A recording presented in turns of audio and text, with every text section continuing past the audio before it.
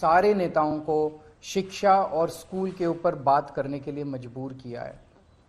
27 साल से भाजपा का शासन है गुजरात में, 27 साल से भाजपा सरकारी स्कूल ठीक नहीं कर पाई।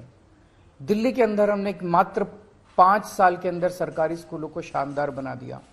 तो हमें करना आता है और हम भी इसी देश के लोग हैं।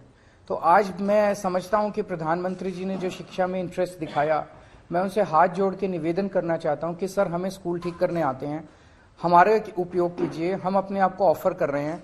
पूरे देश के सारे स्कूलों को, 10 लाख सरकारी स्कूल हैं पूरे देश में, सारे स्कूलों को मात्र 5 साल के अंदर ठीक किया जा सकता है। हम अलग अलग पार्टियों से हैं, अलग अलग हमारी विचारधारा है, लेकिन हम एक ही देश के लोग हैं।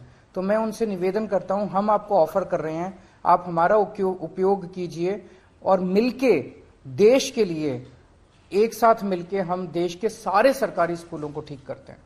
दो सवाल है आपसे, क्योंकि एक सवाल तो प्रेस कॉन्फ्रेंस से जुड़ा हुआ है कि आपने काम की तारीफ करी और खुद जैस्मिन शाह की काम की तारीफ करी आपने, लेकिन कुछ दिन बीते हैं, जिसको आप लव लेटर कहते हैं, उसी तरीके की एक इंक्वायरी जो है वो ऑर्डर की गई, उस लेटर लिखकर जैस्मिन शाह के पूरे काम को वो मुझे लगता है कि गलत है, क्योंकि वो उन जुरिस्डिक्शन नहीं है एलजी साहब का। इनका जो अपॉइंटमेंट है वो कैबिनेट ने किया था।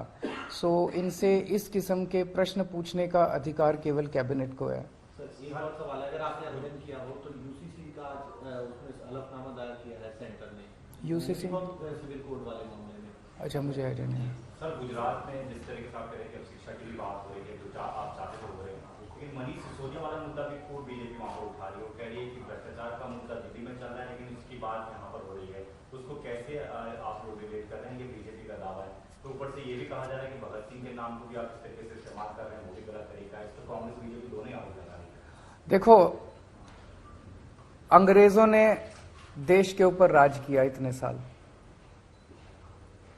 वो हमारे देश को अनपढ़ रखना चाहते थे, वो हमारे देश को गरीब रखना चाहते थे, वो हमारे देश को कैद करके गुलामी में रखना चाहते थे। उस वक्त भगत सिंह ने आवाज उठाई थी अंग्रेजों के अत्याचार के खिलाफ, और उसमें उन्होंने अपना सर्वस्व कुर्बान कर दिया और वो फांसी पे चढ़ गए। हम लोग भगत सिंह के अनुयायी हैं और भगत सिंह के जीवन से प्रेरणा लेते हैं। आज जिस तरह की राजनीति हो गई है, ये लोग जानबूझ के, जितने भ्रष्टाचारी हैं,